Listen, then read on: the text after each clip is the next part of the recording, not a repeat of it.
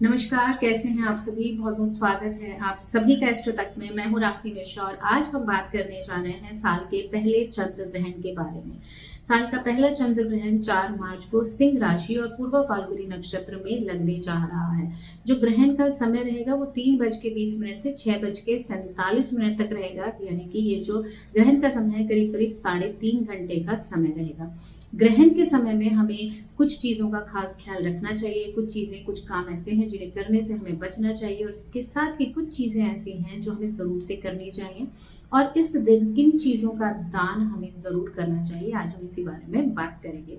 तो सबसे पहले इस दिन चंद्र ग्रहण के दिन किसी भी तरह के जो मांगलिक कार्य हैं वो वर्जित होते हैं। इसके साथ ही मंदिर के कपाट बंद रहेंगे। भोजन, खाना, पूजा पाठ, हवन और यज्ञ या फिर किसी भी तरह के नए काम की शुरुआत इस दिन हमें करने से बचनी चाहिए।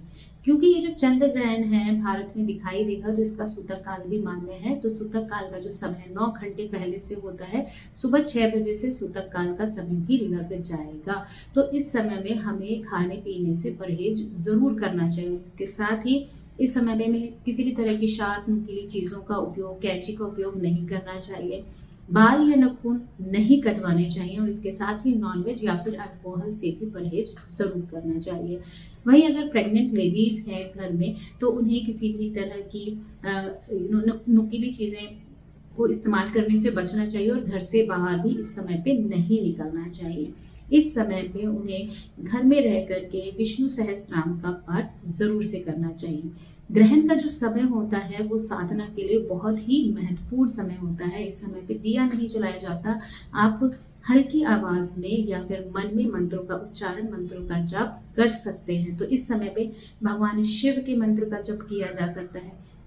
श्री हरि विष्णु के मंत्र का जाप आप कर सकते हैं। आप ओम नमो भगवते वासुदेवाय इस मंत्र का जप किया जा सकता है। इसके साथ ही विष्णु सहस्त्रनाम का पाठ भी कर सकते हैं। शिव सूक्त का पाठ भी इस समय पे किया जा सकता है।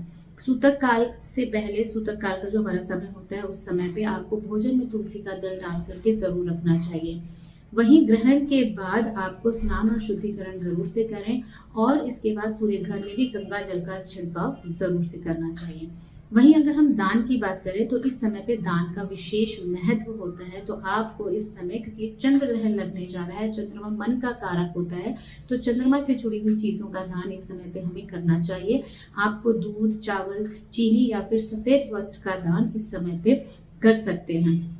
ये जो समय होता है इस समय पे सिर्फ हम ये नहीं कहते कि ये समय है जो बुराई पर अच्छाई की जीत का समय है। इसके साथ ही ये जो समय होता है वो अनवेवरिंग फेथ और डिवोशन का समय होता है। तो इस समय पे पूरे भक्ति भाव के साथ, पूरे इंटेंशन के साथ हमें मंत्रों का जप जरूर से करना चाहिए और एक फ्रेश बिगनिंग की शुरुआत का इंतज़ार भी हमें ज़रूर से रहता है।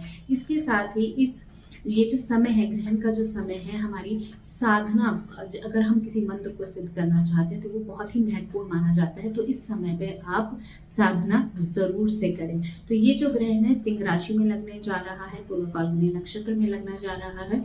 तो इस समय पे इस राशि के लोगों को खास तौर पे थोड़ा सा सावधान रहने की जरूरत है।